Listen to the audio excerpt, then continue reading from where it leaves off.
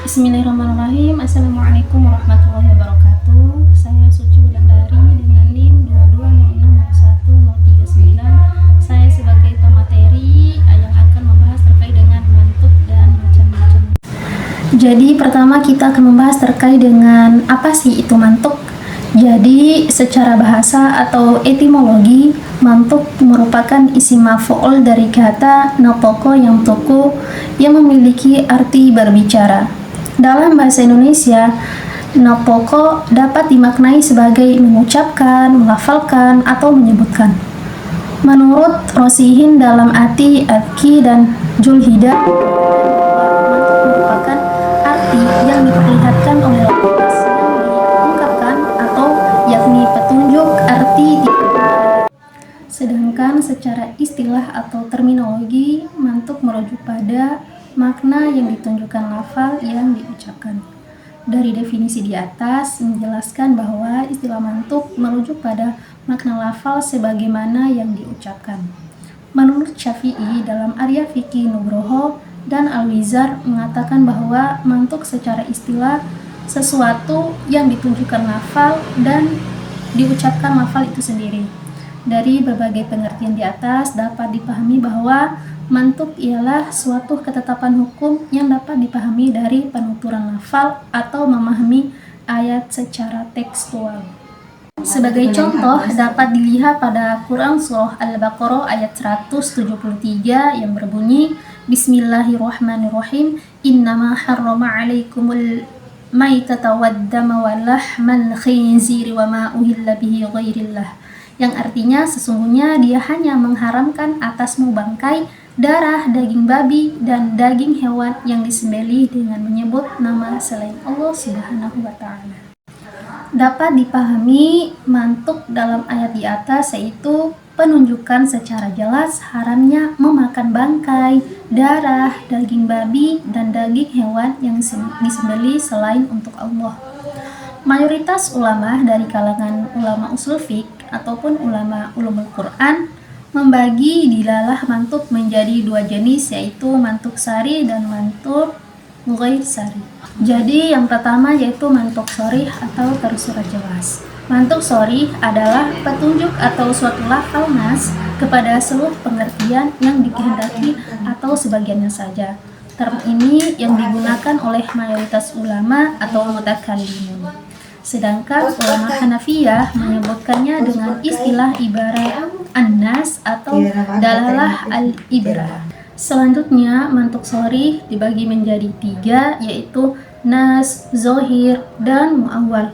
Hanya saja para ulama usul fiqh tidak secara langsung membagi mantuk sharih sebagaimana pembagian tersebut. Setidaknya sebagaimana yang telah dipaparkan oleh Abdul Karim An-Namlah, para ulama usul fiqh menjadikannya konsep nas, zohir, dan munawwal dan mujmal sebagai bagian dari pembahasan dalalah alfaz ditinjau dari aspek kuat dan tidaknya dalalah atau rujahan ad-dalalah. Yang kedua yaitu mantuk ghair sharih atau tersurat tidak jelas atau tersirat. Istilah mantuk ghair sharih merujuk pada jenis lafaz atau nas atau teks yang secara harfiah tersurat atau mantuk, namun tidak jelas atau eksplisit ghair sharih dalam menyampaikan makna hukumnya. Istilah ini berasal dari bahasa Arab di mana mantuk berarti diucapkan secara eksplisit atau tersurat, sedangkan ghair sharih berarti tidak jelas atau tidak transparan. Dengan demikian, mantuk ghair sharih dapat diterjemahkan sebagai tersurat yang tidak jelas atau lafaz yang tersirat dalam bentuk yang sama. Konsep ini penting dalam analisis teks-teks keagamaan seperti Al-Quran dan Hadis untuk menentukan tingkat kejelasan makna hukum. Berbeda dengan mantuk sharih atau tersurat yang jelas seperti perintah langsung tanpa ambiguitas. Mantuk ghair sharih melibatkan penggunaan kata-kata kiasan, metafora, atau ungkapan yang memerlukan interpretasi lebih lanjut untuk memahami maksud sebenarnya. Hal ini sering kali terjadi ketika lafaz menggunakan bahasa figuratif seperti majaz atau kinayah yang tidak secara langsung menyatakan hukumnya. Baik, assalamualaikum warahmatullahi wabarakatuh. Sebelumnya saya mengucapkan terima kasih kepada pemateri pertama tadi yang telah menjelaskan definisi dari mantuk dengan sangat jelas. Nah, lanjut di sini saya sebagai pemateri kedua akan menjelaskan definisi dari mafhum. Jadi apa itu yang dimaksud dengan mafhum? Mafhum di sini diambil dari kata bahasa Arab. Ini yang saya sampaikan pertama itu pengertian secara etimologinya ya, pengertian secara bahasanya, bahwa mafhum itu berasal dari kata bahasa Arab yang berarti memahami. Jadi maksud dari memahami di sini itu makna yang dipahami ini bukan dari kata yang diucapkan, bukan kata yang diucapkan secara langsung, akan tetapi dari makna yang tersirat di balik susunan katanya. Misalkan kita ambil contoh pada surah Al-Isra ayat 23 yang berbunyi fala takul lahuma ufiu wa la tanharhuma wa kullahuma qawlan karima, yang dimana pada ayat tersebut memiliki arti janganlah kamu mengatakan kepada kedua orang tuanya perkataan ah. Nah, jadi dari ayat ini secara tersirat di sana itu kita paham bahwa memukul, membentak atau menyakiti kedua orang tua kita itu lebih dilarang lagi, walaupun tidak disebutkan secara langsung. Nah, jadi tadi di ayat tersebut hanya mengatakan kata ah. Nah, jadi mengatakan kata ah saja kepada kedua orang tua kita itu sudah tidak dibolehkan, apalagi kita memukul, membentak atau menyakiti kedua orang tua kita. Nah, itu maksud dari mafhum itu sendiri, yaitu makna yang dipahami bukan dari kata yang diucapkan secara langsung, akan tetapi dari makna yang tersirat di balik susunan katanya. Jadi secara terminologinya di sini menurut ulama yaitu Syafi'i Karim, bahwa mafhum ini adalah makna yang kita pahami dari konteks ayat, bukan dari kata eksplisit yang terucap. Nah, sedangkan menurut Muzakir di sini bahwa mafhum ini adalah makna yang dipahami tanpa tergantung pada bunyi lafaz yang tertulis, akan tetapi dari pengertian yang tersirat. Jadi intinya mafhum ini adalah makna yang tersirat yang dipahami dari konteks, bukan dari kata yang disebutkan. Itu definisi dari mafhum itu sendiri.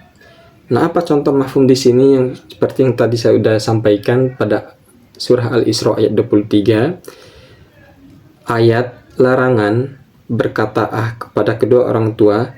Jadi makna tersiratnya di sana yaitu semua perbuatan yang menyakiti mereka atau tertunjuk pada kedua orang tua, baik itu memukul, menghina, mencaci maki, dan lain-lain juga, itu masuk ke dalam hal-hal yang haram yang tidak boleh dilakukan. Jadi di sini ada beberapa macam mafhum, ada dua macam mafhum. Yang pertama di sini adalah mafhum muwafaqah. Jadi mafhum muwafaqah di sini yaitu makna yang tersirat yang sejalan dengan makna teks yang disebutkan. Artinya maknanya ini searah, tidak bertentangan. Contoh, kita pakai pada surah Al-Isra tadi ayat 23, jika berkata ah saja kita tidak boleh, memukul jelas lebih tidak dibolehkan lagi. Karena apa? Larangan yang tidak tertulis, kita dalam kurungkan yaitu memukul, sesuai dengan larangan yang tertulis mengatakan ah tadi. Itu contoh dari mafhum muwafaqah, maknanya searah akan tetapi tidak bertentangan. Pada macam mafhum yang kedua di sini yaitu ada mafhum mukhalafah. Jadi mafhum mukhalafah di sini yaitu makna yang tersirat yang berlawanan dengan makna yang disebutkan. Ini berbanding terbalik dengan mafhum muwafaqah tadi, yaitu maknanya searah tetapi tidak bertentangan. Sedangkan ini mafhum mukhalafah ini maknanya tersirat yang berlawanan dengan makna yang disebutkan tadi. Artinya hukumnya tersirat kebalik dari hukum yang diucapkan. Misalkan contoh, jika ada teks yang mengatakan berikan sedekah kepada orang miskin, ya. Nah, jadi mafhum mukhalafahnya di sini kepada orang kaya itu tidak diwajibkan. Ulangi sekali. Berikan sedekah kepada orang miskin. Nah, apa mafhum mukhalafahnya di sini? Yaitu kepada orang kaya itu kita tidak diwajibkan untuk memberikan sedekah. Nah, itu adalah makna tersirat berlawanan dengan makna yang disebutkan. Karena maksud tersiratnya ini adalah kebalikan dari yang disebutkan itu.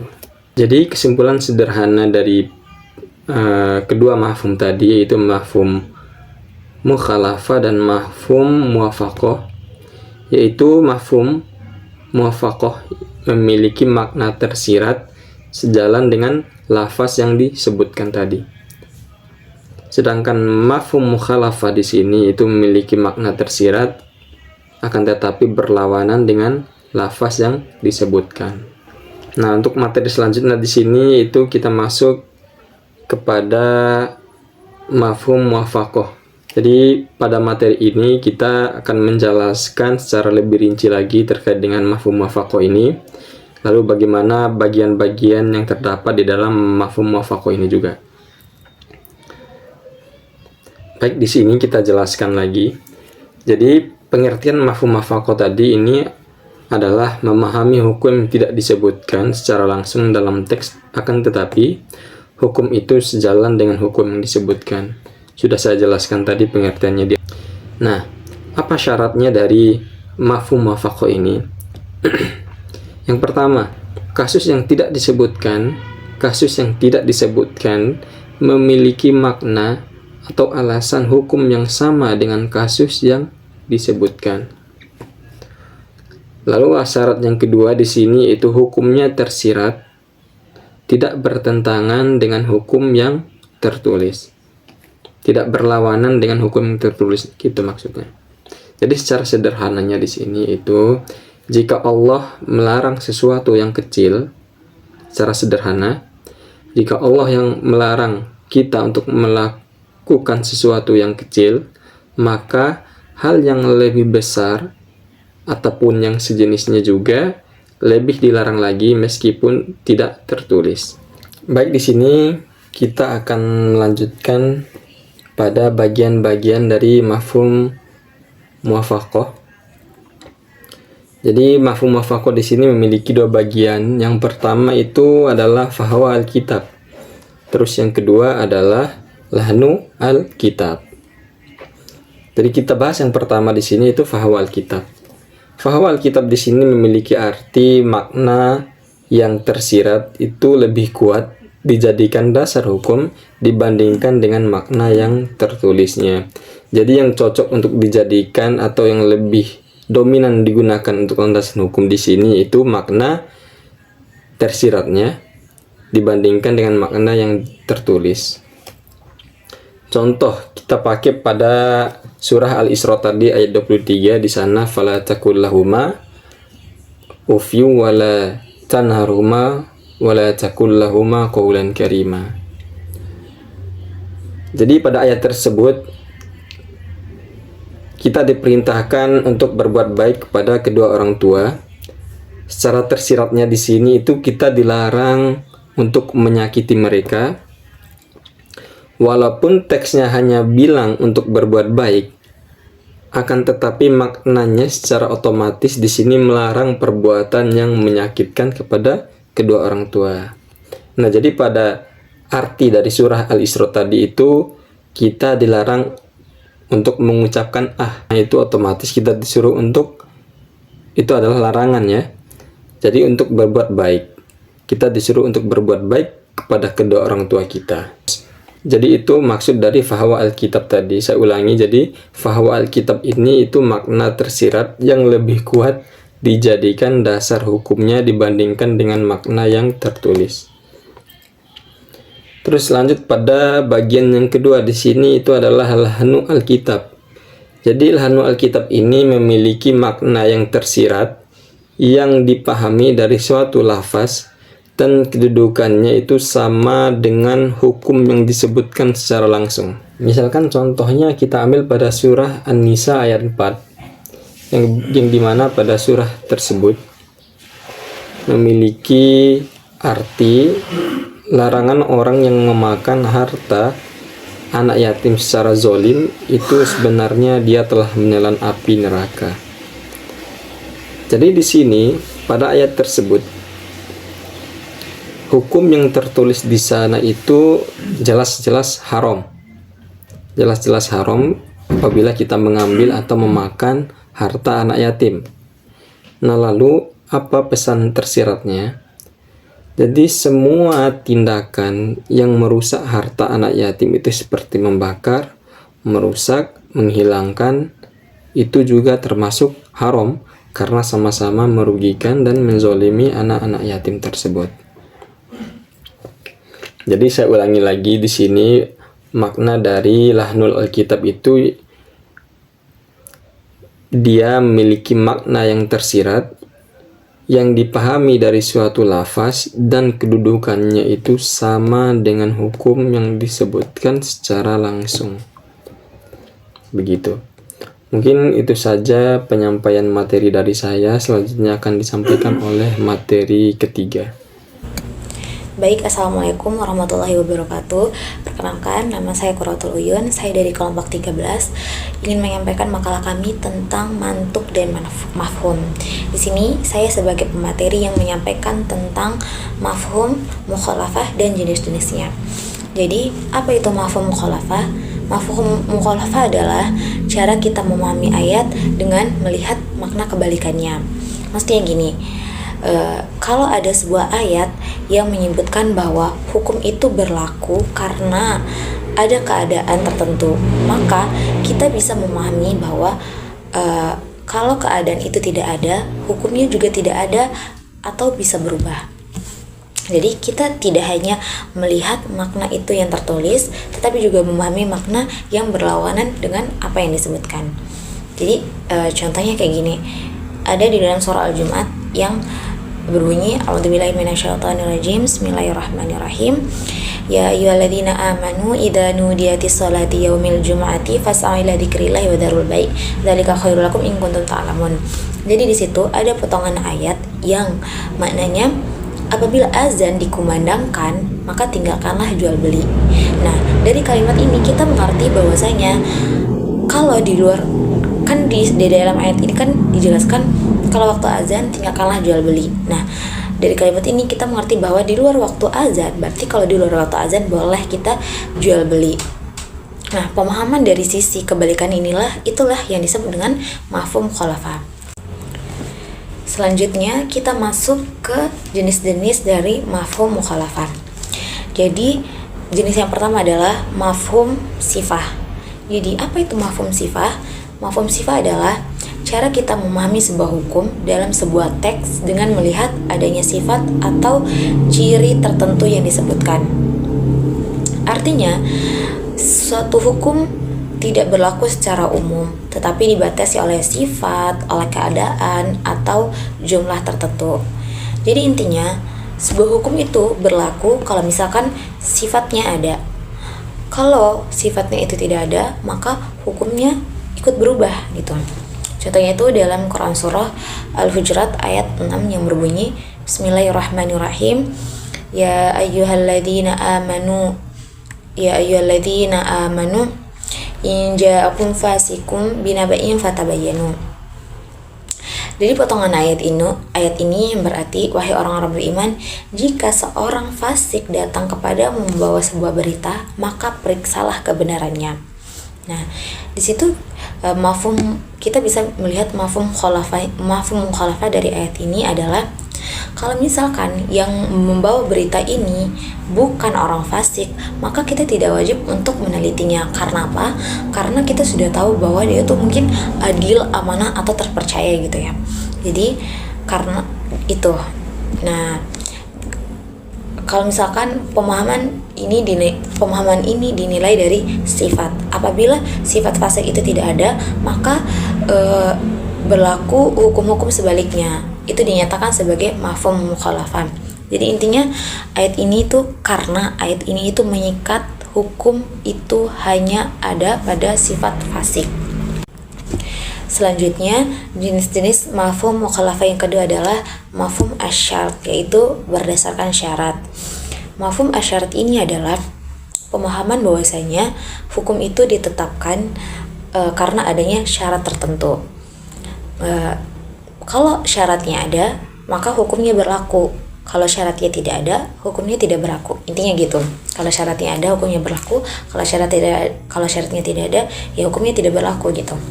Contohnya itu di dalam surah At-Talaq ayat 6 yang berbunyi wa in kunna ulati hamlin fankihu alaihinna. Itu potongan ayatnya. Nah, potongan ayat ini itu berarti jika perempuan itu hamil, berikanlah nafkah kepadanya. Nah, itu artinya.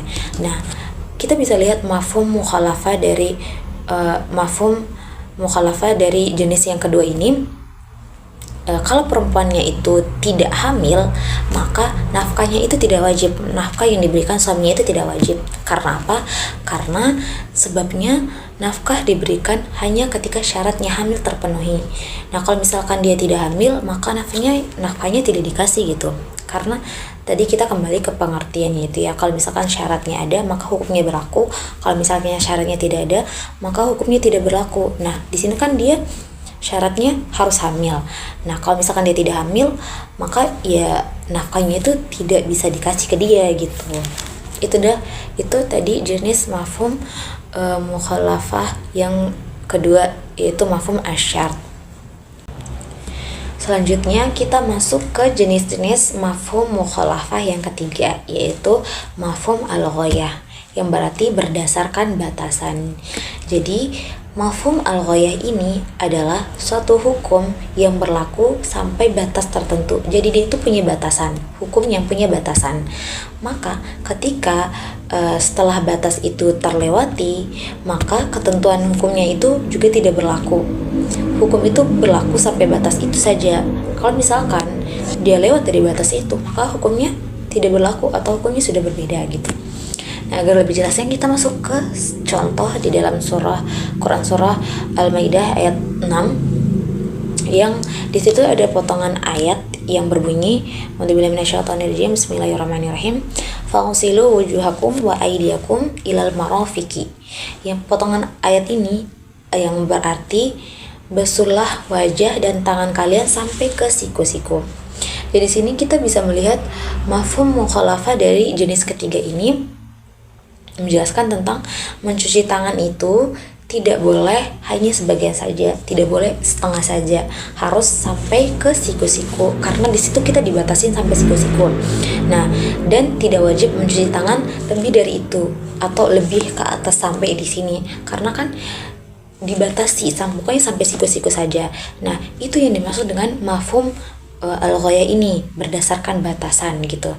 Tidak boleh lebih, tidak boleh kurang, harus pas dengan batasan, yaitu di siku-siku, karena batas yang diberikan adalah sampai siku-siku gitu. Nah, pokoknya mafhum al-ghayah ini adalah berdasarkan batasan gitu. Selanjutnya adalah kita masuk ke mafhum jenis-jenis mafhum mukhalafah yang keempat, yaitu mafhum hasyar, yaitu mafhum hasyar, yaitu adalah pembatasan. Jadi mafhum hasyar ini adalah cara kita memahami suatu hukum dengan memperhatikan adanya unsur pembatasan dalam sebuah lafaz. Intinya dia tuh pembatasan. Jadi ketika suatu teks menyatakan bahwasanya hukum itu hanya berlaku untuk hal tertentu saja, maka kita bisa memahami bahwasanya hukum tersebut tidak berlaku bagi hal yang lain. Hukum itu tidak berlaku bagi hal yang lain yang di luar yang disebutkan tadi.